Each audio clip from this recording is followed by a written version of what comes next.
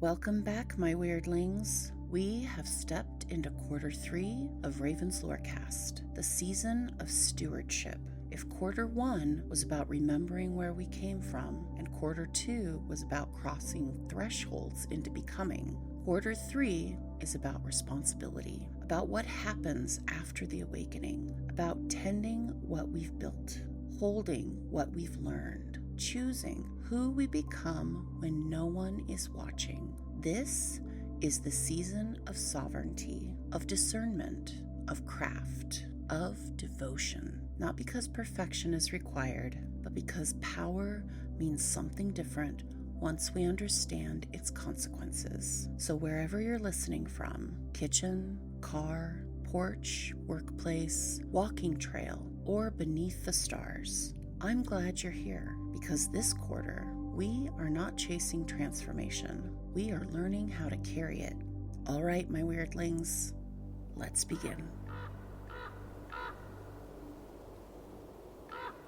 Weird ones, if you're joining us for the first time, you've stepped into the middle of something intentional. Raven's trick is not about chaos. It's about pattern recognition. It's about looking at the places where power hides in plain sight and asking, gently but directly, who benefits from this structure? This is the third movement in the series. In our first, we examined the architecture of power itself, how systems are built, how they stabilize, how they persist. In the second, we looked at the trick of perception, how attention can be guided, redirected, manipulated without us noticing. Tonight, we move closer, closer than policy, closer than empire, closer than institutions. Tonight, we look at naming, because before laws are written, something is named.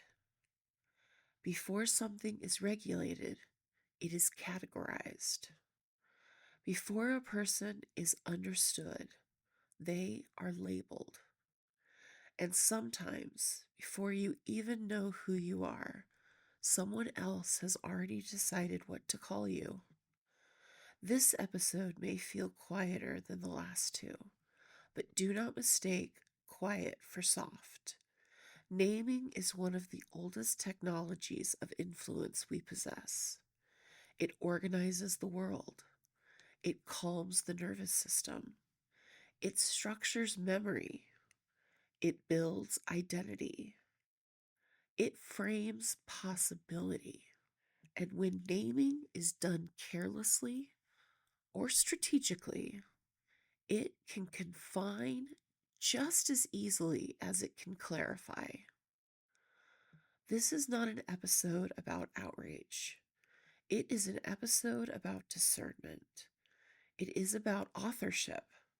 It is about the difference between a title and an essence.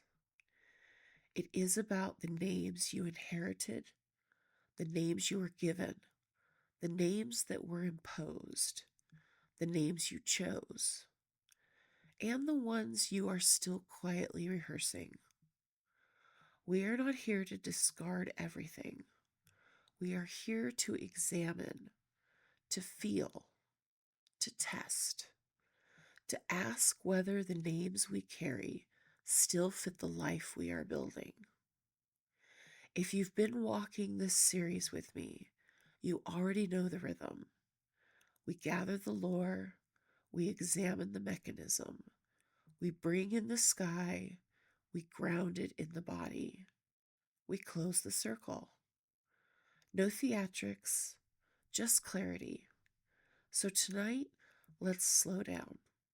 Let's look at the simple act of naming and trace how something so ordinary can quietly shape destiny.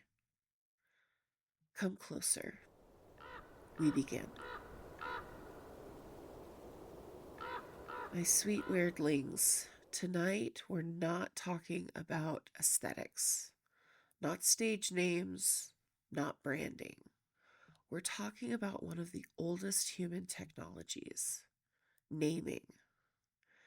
Before writing systems, before borders, before formal law, there was naming. And here's the thesis I want you to sit with, gently, not defensively. Naming is how human beings organize reality. And when you organize reality, you influence perception, which means naming is never neutral. That doesn't make it sinister, but it does make it powerful. Let's begin with story. In Egyptian myth, Isis does not overpower Ra with force. She studies him. She observes his rhythms, when he is strong, when he is weary, when he is alone. She crafts a serpent from the dust of his path and the remnants of his own body. The trap is built from what he has already left behind. When he is bitten, the venom is not fatal. It is revelatory. Ra does not surrender his true name easily. He offers titles first: King of the Gods, Lord of Light, Maker of Day. Impressive, but not essence. Isis waits. Eventually, weakened, he speaks what lies beneath the roles. And that is when the power shifts. Not because she gains dominance, but because she gains truth. Titles can be stripped away, essence cannot. And if we're honest, many of us have lived inside titles that were never essence. Good daughter, the responsible one, too sensitive, gifted, difficult. Those are descriptions. They are not necessarily names. The trick is learning to distinguish between the two. European folklore echoes this pattern. Rumpelstiltskin loses power the moment his name is spoken. In Jewish mystical traditions, the ineffable name is treated with reverence because utterance carries consequence. Across cultures, the motif repeats. To know the true name is to access the core. That isn't superstition. It reflects how the brain works. Neurologically, we categorize through language. When something is named, it becomes cognitively organized. Ambiguity is reduced. The nervous system relaxes. Psychologists refer to this process as affect labeling. When someone says, "I'm angry," activity in the amygdala, the brain's alarm center, decreases. The prefrontal cortex, responsible for regulation, becomes more active. Naming emotion reduces its intensity. Naming trauma begins processing trauma. Naming fear gives it boundaries. This isn't mysticism, it's measurable. But here is where the hard truth enters, gently. The same mechanism that calms the nervous system can also condition it. If someone repeatedly names you inaccurately, your brain will begin organizing around that label. You're careless. You're dramatic. You're lazy. You're too much. Over time, identity schemas form. Cognitive frameworks develop that filter experience. You stop asking whether the label is accurate. You start adjusting your behavior to match it. This is the first layer of the trick of naming. It's rarely theatrical. It happens in kitchens. Picture a child who spills milk. A parent says, "You're so careless." That sentence lands. The next spill isn't just a spill, it's confirmation. 20 years later, that same adult triple checks emails, over apologizes, hesitates to take risks, not because they are careless, because the schema never fully dissolved. Now imagine a different response. That was an accident.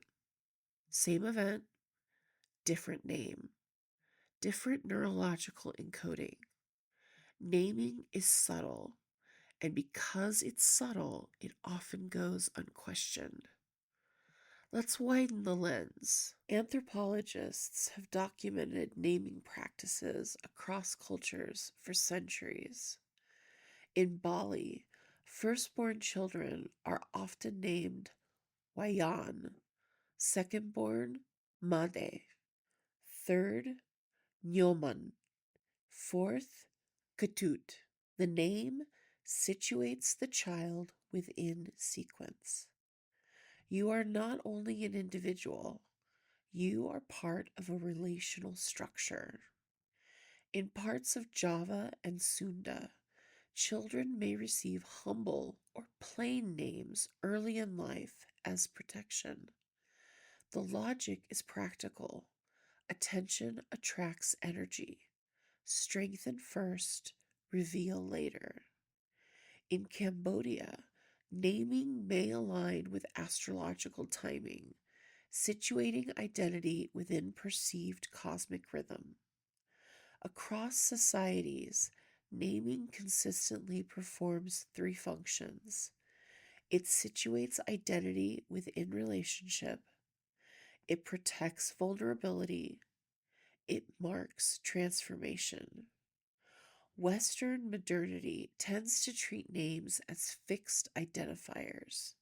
Historically, that is not universal. In many traditions, life transitions bring new names: initiation, marriage, spiritual vows, survival of illness. A name marks change. Now let's move closer to our present moment. In queer and trans communities, chosen names are not aesthetic preferences, they are neurological corrections. Research in developmental psychology shows that when a person's chosen name is consistently used across multiple environments, rates of depression and suicidal ideation decrease significantly. Consistent affirmation reduces stress load. Chronic misnaming increases cortisol. That is not a political statement. It is physiological data. The human body responds to recognition. Names function as neural anchors. When someone says it's just a name, they are overlooking how identity encoding works in the brain. Now zoom out again. Empires rename mountains, rivers, cities, peoples. Renaming asserts authorship. When enslaved people were stripped of original names, it was not administrative convenience, it was narrative control. To rename is to redefine, and this happens at the institutional level too. Labels like criminal, hysterical, illegal, witch, other. Sociology calls this labeling theory. When institutions assign identity categories, outcomes often shift to reflect those labels. Children labeled gifted receive more reinforcement and tend to perform better. Children labeled problematic receive more correction and often internalize limitation. The label shapes trajectory. So when you choose your own name, thoughtfully, consciously, you interpret external authorship. That is sovereignty, not rebellion, authorship. Let's step into something quieter.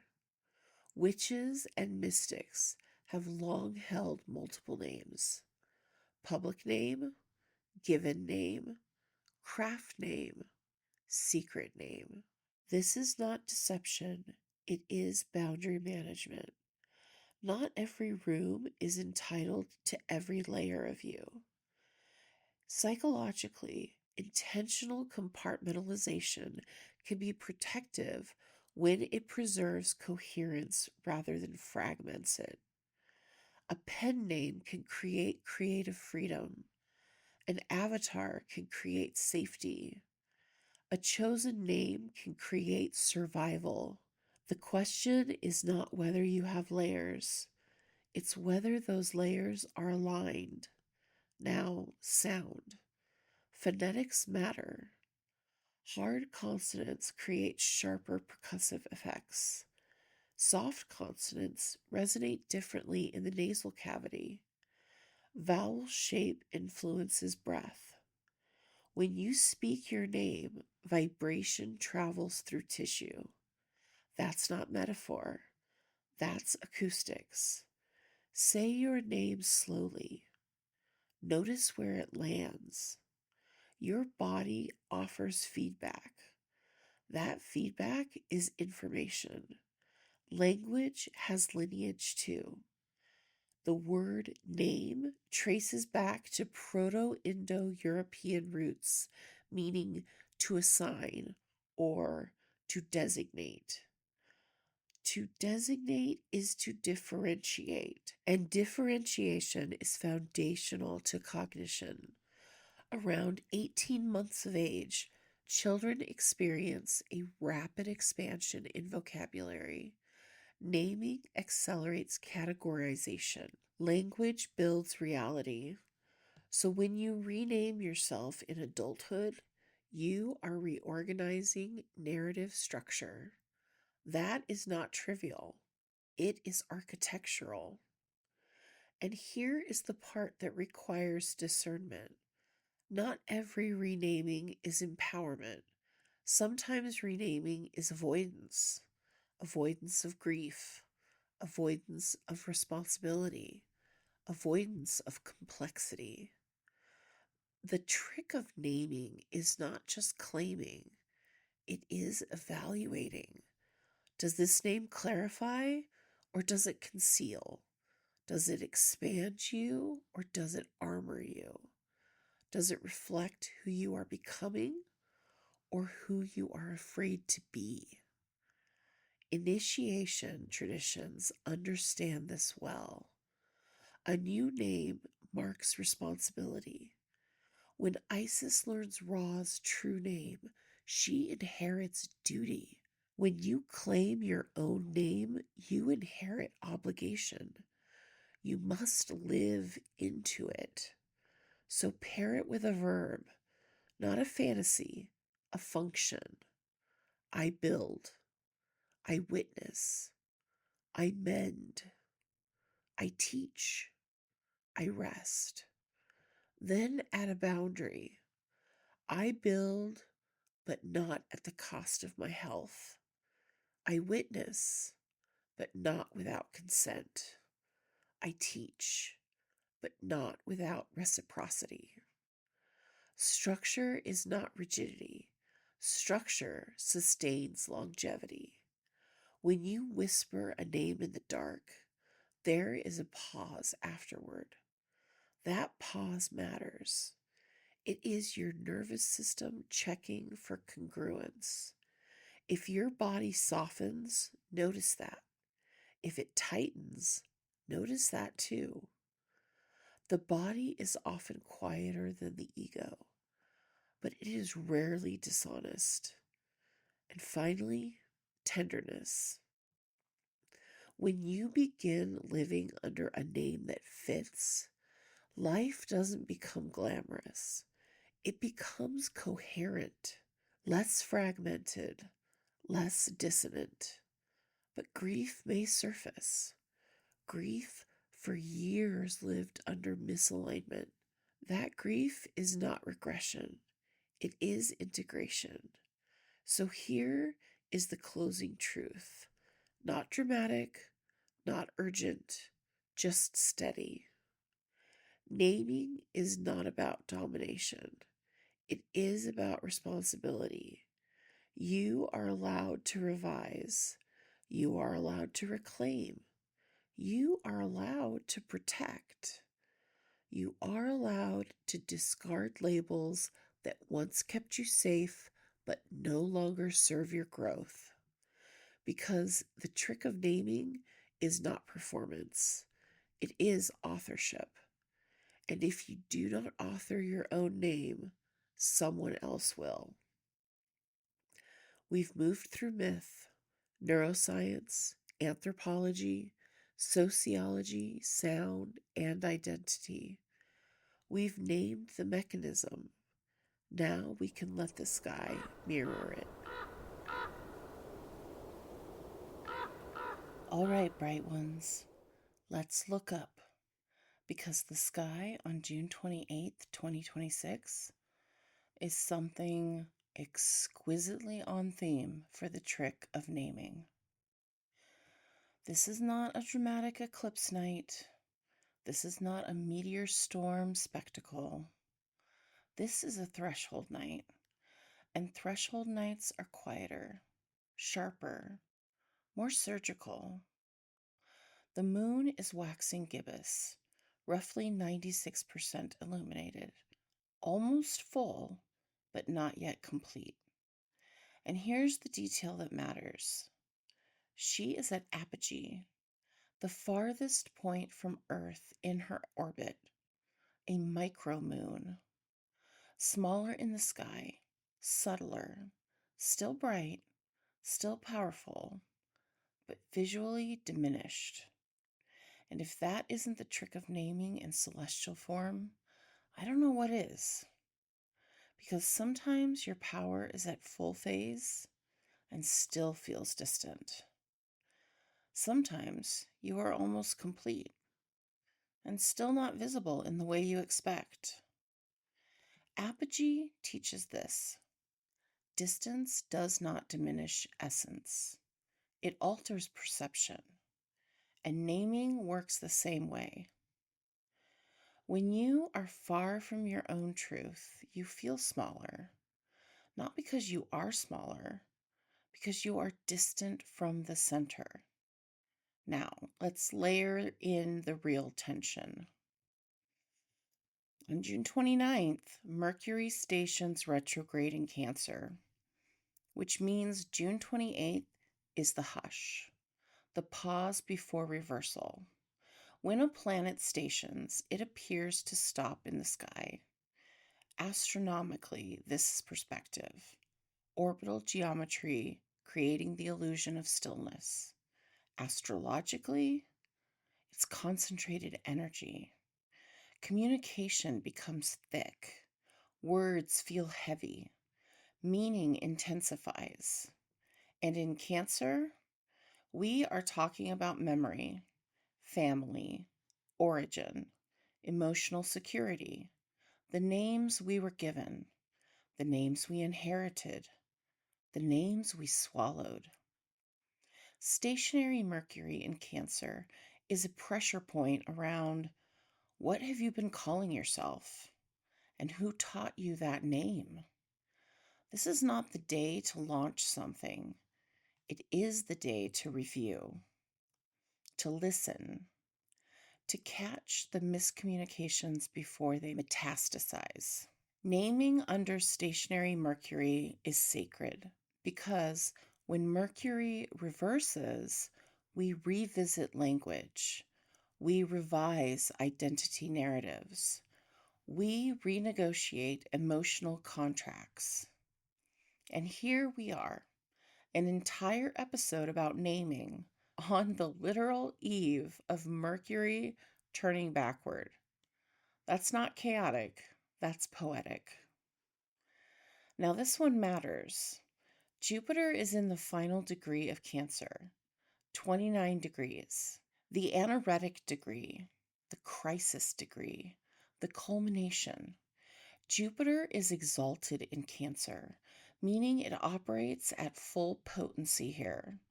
Expansion through care, growth through belonging, abundance through protection. But 29 degrees says finish it, wrap it, complete the lesson. Say what must be said before the energy shifts. On June 30th, Jupiter moves into Leo. But on June 28th, we are in the last breath of emotional expansion, the last breath of who protects you, who claims you, what family did you inherit, what lineage do you name. This is ancestral naming energy. This is, are you carrying a name that protects you or one that shrinks you? Jupiter at 29 degrees Cancer asks, what story about your belonging is ending? And what creative sovereignty, that of Leo, are you about to step into? The sun is moving through early Cancer, nurturing, protective, internal, but squared to the nodes, which creates tension between past and future, between karmic memory and collective trajectory. There's a push-pull here. Stay safe in the old identity or step toward destiny under a new name. Naming is not neutral under this sky. It is directional. Now here's the beautiful metaphor. The June bootids peak around this date, usually weak, occasionally explosive, unpredictable, and under a 96% illuminated moon, most meteors will be washed out. Only the brightest streaks will be visible. Let that land. Most insights are subtle. Only the truest, most incandescent names break through emotional glare. This is not a night of dramatic revelation. This is a night of quiet clarity. One bright streak, one clear word, one truth that pierces through the noise. Venus and Jupiter have been paired throughout June. Two brightest bodies, close together in twilight. Love and expansion, desire and growth, visibility and generosity. In Cancer energy, this pairing asks, who sees you as you are? Who uses your chosen name without hesitation? Who expands when you show up honestly? Naming is relational. The right name strengthens connection. The wrong one strains it. This sky says, pay attention to who calls you correctly. Chiron entered Taurus June 19th. Wounded healer energy shifts to worth, embodiment, stability. Chiron in Taurus wounds sound like, I'm not enough, I'm too much, I don't deserve. And naming interacts directly with worth. If you have ever carried a label that made you smaller, Chiron is now asking, is that name aligned with your value? Or is it a scar you kept out of habit? So here is the sky's message on June 28th, 2026. The moon is almost full, but far. Mercury is still before reversal. Jupiter is ending a chapter of emotional expansion. The sun presses you between safety and destiny. Meteors flash briefly. Venus and Jupiter glow together. Chiron asks about worth. The trick of naming under this sky is this. You are allowed to choose the name that matches who you are becoming, not who you were trained to be. And if you feel smaller tonight, It may only be distance, not diminishment. All right, my bright ones, we've looked up. Now let's bring that clarity down into the hands. Moving on to kitchen witchery. There's a moment in every spell when the mind has to match the hands. We've looked outward to myth, to empire, to neuroscience, to sky. Now we come back to something older than argument: heat, water, plant, breath. Kitchen witchery is where theory metabolizes. Tonight's brew is called clarity of self. Not confidence, not bravado, not reinvention. Clarity. The ability to see what is already there. You'll need a small handful of dried goji berries, a pinch, only a thread, of saffron, one small sprig of rosemary, a teaspoon of ginkgo biloba leaves, one cinnamon stick, and later 3 tablespoons of agave nectar. Begin with about 2 cups of water. As it warms, notice something simple. Water does not rush into steam, it transitions. Small bubbles form at the bottom first, then they rise. Then the whole surface begins to tremble. Clarity works the same way. It rarely erupts, it gathers. Bring the water just to the edge of a boil, not violent, not chaotic, just before. Drop in the cinnamon first. Listen. That quiet wooden clink against the pot. Cinnamon is circulation. It increases blood flow. It warms peripheral tissue. In herbal medicine, warming herbs are used when stagnation is present. If naming is about movement, circulation matters. Let it roll for 1 minute. Feel your pulse. That's not poetic, that's entrainment. The human nervous system syncs to rhythm, drums, footsteps, even the sound of something knocking lightly against metal. Let your pulse settle into the work. Now add rosemary, sharp, resinous, bright. Rosemary has been studied for memory support. There's research suggesting its aromatic compounds may enhance cognitive performance and alertness. Historically, rosemary was burned in sick rooms, carried at funerals, worn at weddings. Memory, transition, threshold. Then ginkgo, an ancient tree, one of the oldest surviving species on Earth. Ginkgo is associated with circulation, particularly cerebral blood flow. Mental clarity is not mystical fog lifting, it's oxygen delivery. As the steam rises, inhale, not dramatically, just notice.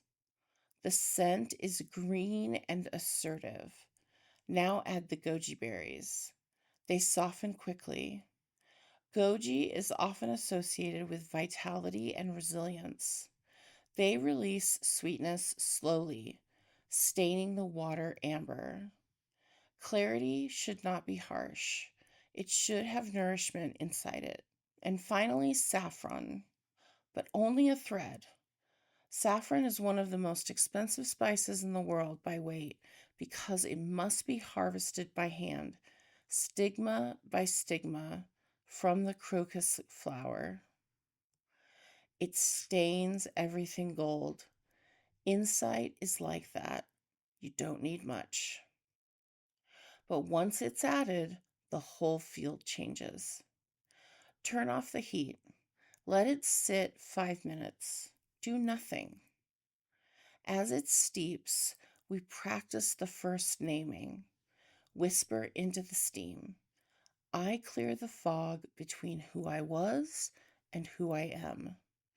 3 breaths in, 3 breaths out.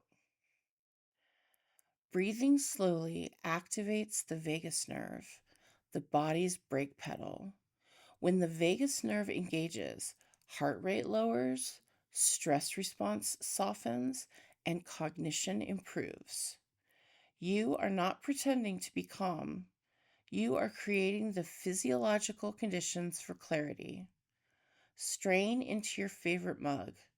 Stir in the agave, 3 spoonfuls.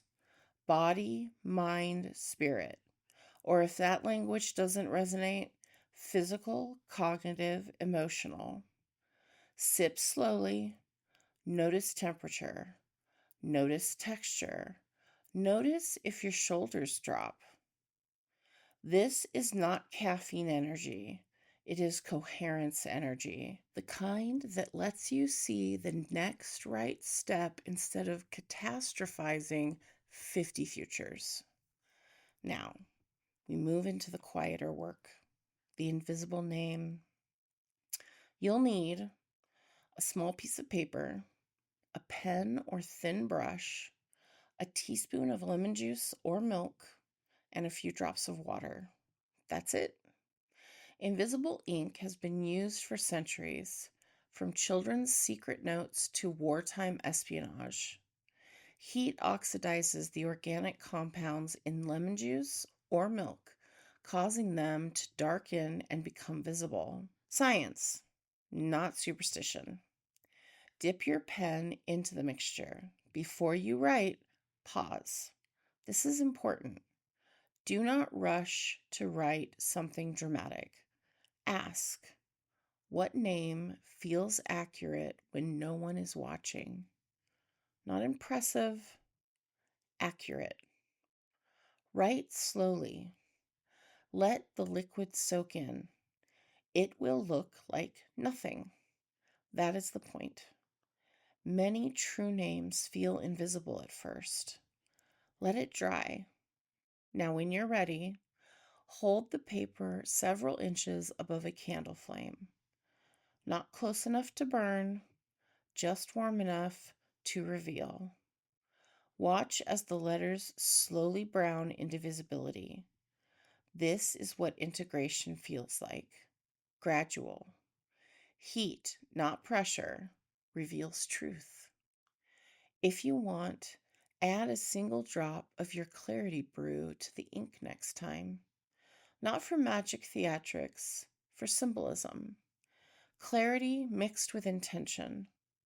When the name appears, say quietly, I am known and I choose it. Notice what your body does. Does it soften? Tighten? Does your stomach flutter? That is feedback. If the name feels wrong, that's not failure, that's data. You can revise. Remember, naming is authorship, not imprisonment. Fold the paper, place it somewhere intentional, between mirror and frame, inside a book, under your pillow, in your grimoire. Hiding is not shame. Hiding can be incubation. Sit with your cup cooling beside you. Notice how clarity does not erase mystery. It simply makes mystery legible. Your name is not a costume. It is a sentence you are willing to live into. Take another sip. Feel warmth move through your throat. Feel the simple fact of being here.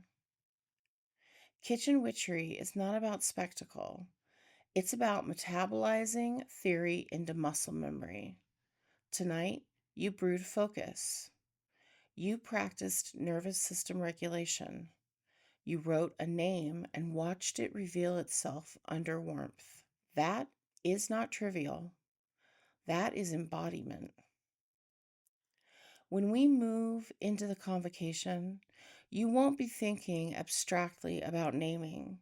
You will have felt it in steam, in scent, in heat, in breath.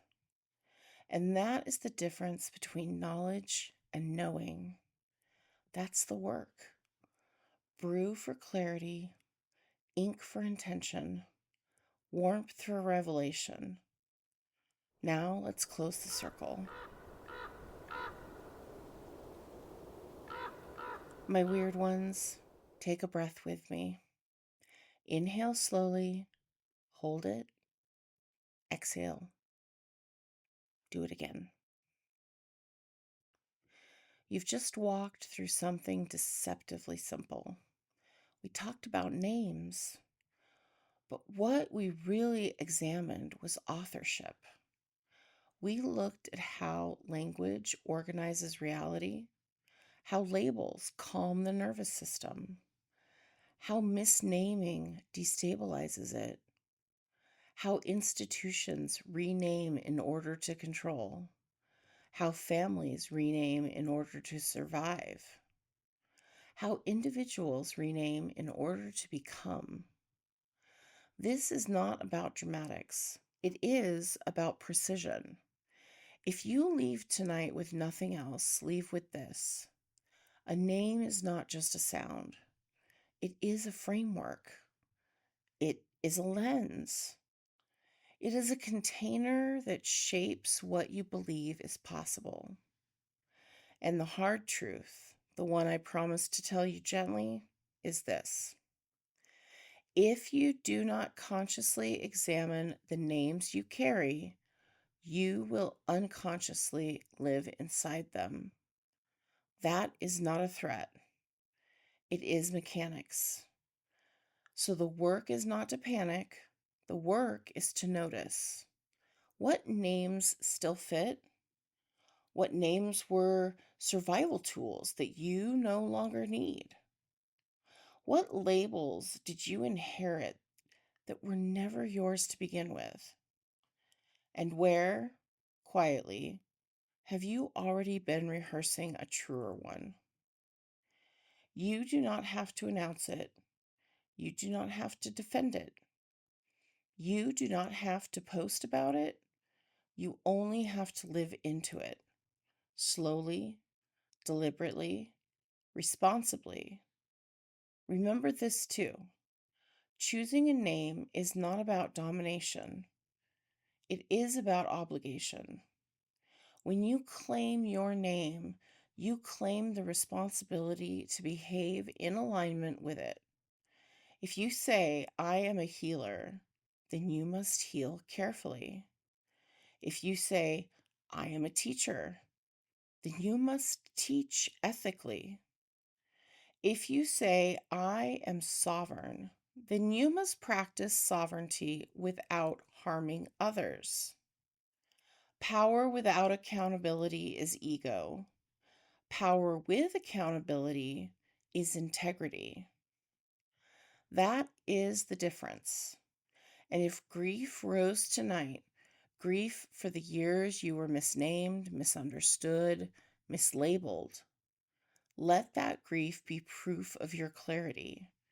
It means you can feel the difference now. It means the fog is thinning. And here is the softer truth. You are allowed to revise. Revision is not betrayal.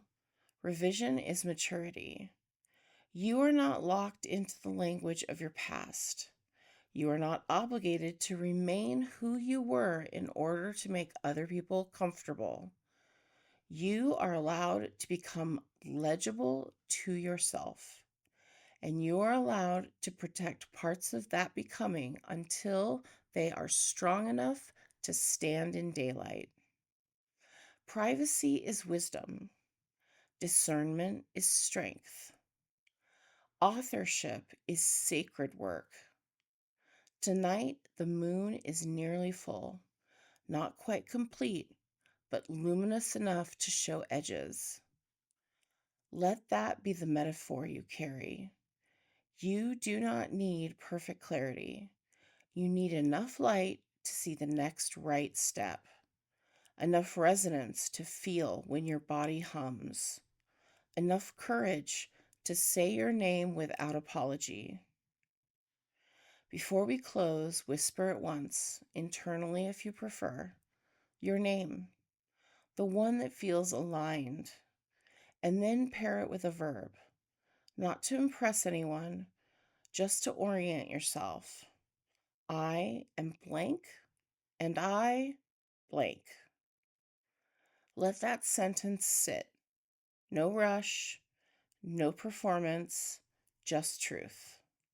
You have walked through the trick of naming. You've seen the mechanism. You've felt the science. You've tasted the myth. Now carry it gently. Examine labels before you accept them. Speak carefully over others. Correct yourself cleanly when you misname. And when you choose your own name, live it with integrity. This has been Raven's Trick. Until next time, my weird ones, guard your language and guard your becoming.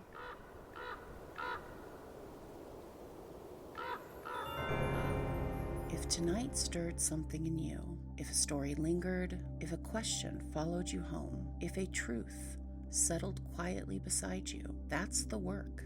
Quarter 3 is about stewardship, about recognizing that wisdom is not what we learn, it's what we choose to do with what we've learned. If you'd like to keep walking beside me between episodes, you can find Raven's Lorecast on Facebook, Blue Sky, TikTok, Threads, and Instagram. That's where the conversation continues. The stories expand and the circle remains open. And if you're called to go a little deeper, Patreon is waiting when the time feels right. No pressure, no obligation, just another seat closer to the fire. Until next time, take good care of what you've been given and take good care of yourself. See you next week, my weirdlings.